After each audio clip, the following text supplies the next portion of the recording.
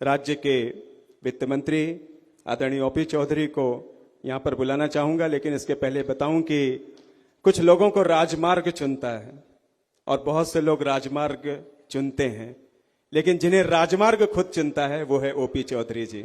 आदरणीय ओपी चौधरी जी का स्वागत है, अभिनंदन। भारत माता की, छत्तीसगढ़ महतारी की।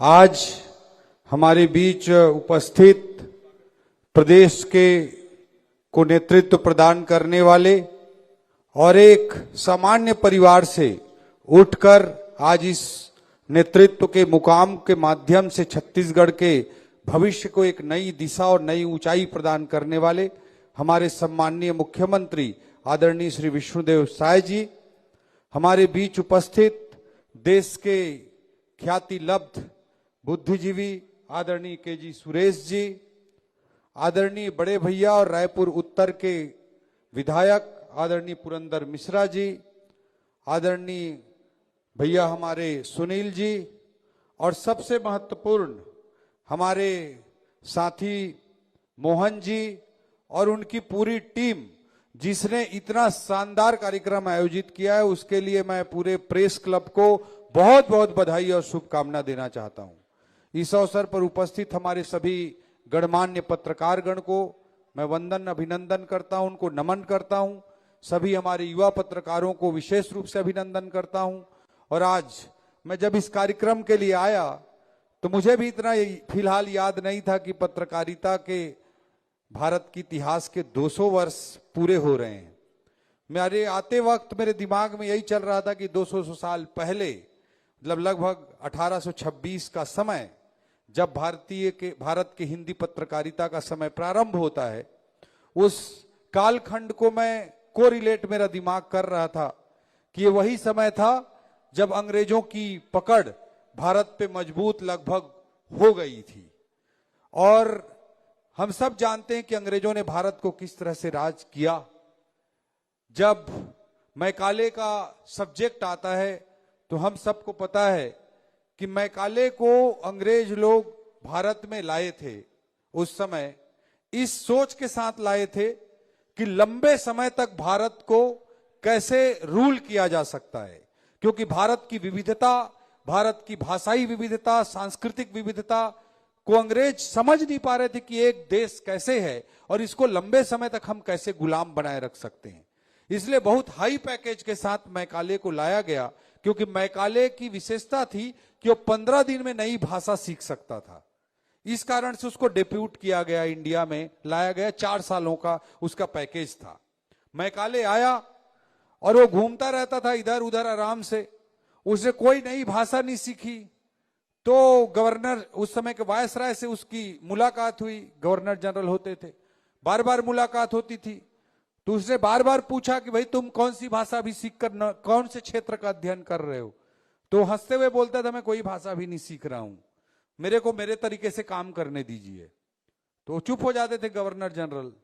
फिर ये प्रक्रिया चलती रही और 4 साल तक ये प्रक्रिया चलती रही। लेकिन मैकाले ने जो 15 दिन में एक भाषा सीख जाता था, एक भी भाषा को ना सीखा, ना एक भी हमारी संस्कृति का अध्ययन किया, और वापस ब्रिटेन गया और ब्रिटेन के पार्लियामेंट में एक रिसर्च प्रस्तुत किया और उसने ऐलान किया कि अगर भारत को लंबे समय तक गुलाम बनाए रखना है तो हमें कोई भारतीय भाषा सीखने की जरूरत नहीं है, हमें भारतीयता सीखने की जरूरत नहीं है, हमको अंग्रेजी भाषा वहां प्रसारित करने की आवश्यकता है और वहां की संस्कृति में अंग्रेजियत घोलने की आवश्यकता है।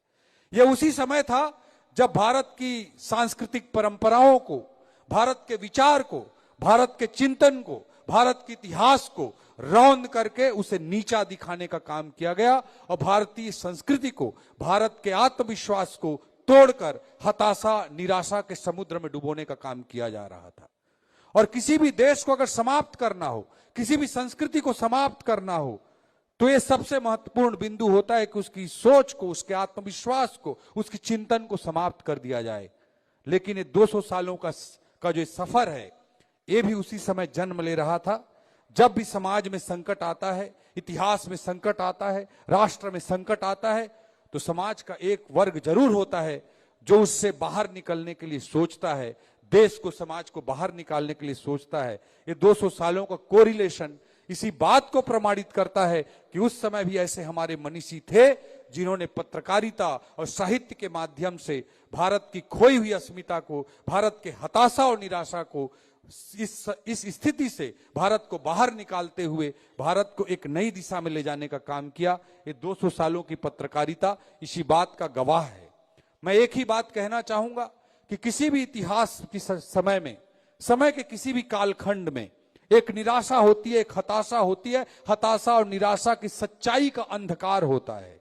उसी को कोई भी साहित्यकार, पत्रकार सामने लाने का काम करता है।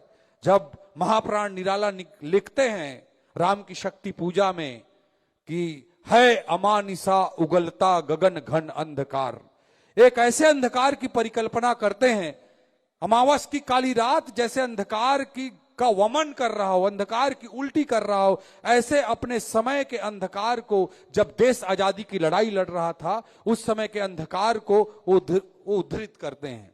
ये किसी भी साहित्यकार का, पत्रकार का धर्म होता है कि अपने समय के अंधकार को सामने लाने का काम करे, लेकिन साथ ही साथ उस अंधकार के बीच में वो उजाले की भी परिकल्पना करता है। इसीलिए महाप्राण कवि निराला जब ये लिखते हैं कि है अमानिसा उगलता गगन घन अंधकार, उसके आगे है जलती मसाल। उस अमावस की काली रात में भी वो जलती मसाल की परिकल्पना भी करते हैं। एक साहित्यकार का, एक पत्रकार का ये भी धर्म होता है कि वो अपने समय की सच्चाई के अंधकार को पहचानने के बाद भी मसाल की भी पहचान करे और देश समाज को एक नई दिशा देने का काम करे। हर प्रासंगिक साहित्यकार, हर प्रासंगिक पत्रकार के लेखन का, उसके जीवन का अनिवार्य पहलू रहता है। आज हमारे सूही पत्रकार साथी यहाँ उपस्थित हैं। आप सबको पता है कि आज की लड़ाई, आज में दुनिया की सबसे बड़ी लड़ाइयां बम बारूद से, सैनिकों से नहीं लड़ी जा रही हैं, नैरेटिव्स से लड़ी जा रही हैं। आज का द्वंद्व, आज की समस्या नैरेटिव्स की समस्या है। आज ऐसे परिवेश में जब भारत बहुत तेजी से आगे बढ़ने का प्रयास कर रहा है, हमेशा हमें याद रखना चाहिए कि कोई बबूल के पेड़ पर पत्थर नहीं मारता है, पत्थर मारे जाते हैं फलों से लदे हुए पेड़ पर। भारत की जो सच्चाई थी पहले बबूल पेड़ की तरह थी, इसलिए कोई पत्थर नहीं मारता था। आज जिस तेजी से भारत आगे बढ़ रहा है, ये फलों से लदा हुआ आम का पेड़ है, इसलिए पूरी दुनिया आज इस पर पत्थर मारने का काम कर रही है। और भारत के सामने विभिन्न चुनौतियों के बीच सबसे बड़ी चुनौती आज नैरेटिव्स की चुनौती है। ऐसे समय में हमारे पत्रकार साथियों से मैं यही निवेदन करूंगा कि अपने समय की सच्चाई को बेबाक तरीके से आप लिखते हैं वो भी करें, लेकिन साथ ही साथ समाज में, दुनिया में जो नैरेटिव की लड़ाई चल रही है उसमें भारत को मजबूत बनाने के लिए, भारत को दिशा देने के लिए, आने वाली पीढ़ी में जिस तरह की विद्रुपताएं पैदा हो रही हैं उसे सकारात्मक दिशा देने के लिए आप कैसा काम करें, यह भी आपके पत्रकार होने के नाते एक बहुत बड़ा दायित्व है। इन दोनों पक्षों को लेते हुए आप आगे बढ़ें, मैं यही निवेदन करूंगा। आज समय की मर्यादा है, मैं अपनी बात को यहीं पे समाप्त करना चाहता हूं। आदरणीय मुख्यमंत्री जी के नेतृत्व में, उनके मार्गदर्शन में पहली बार सरकार के बजट से प्रेस क्लब के लिए पिछले वर्ष 1 करोड़ रुपए की व्यवस्था की गई। हमारे आदरणीय मुख्यमंत्री जी के निर्देश पर पत्रकार साथियों के भ्रमण का स्पष्ट प्रावधान किया गया और हमारे मुख्यमंत्री जी पत्रकारिता के लिए हमेशा समर्पित रहते हैं। वो हमेशा लोकतंत्र के चौथे स्तंभ के रूप में पत्रकार साथियों को, पत्रकारिता को देखते हैं और आपके प्रति सहृदयता और उनकी संवेदनशीलता हम सब जानते हैं। ऐसे आदरणीय मुख्यमंत्री जी को मैं आज आपके इस मंच के माध्यम से धन्यवाद भी देना चाहूंगा और इस तरह के कार्यक्रम आप लोग प्रदेश में और भी आयोजित करते रहें, इस उम्मीद के साथ, इस अपील के साथ मैं अपनी बात को समाप्त करता हूं। जय भारत, जय छत्तीसगढ़, जय जोहार।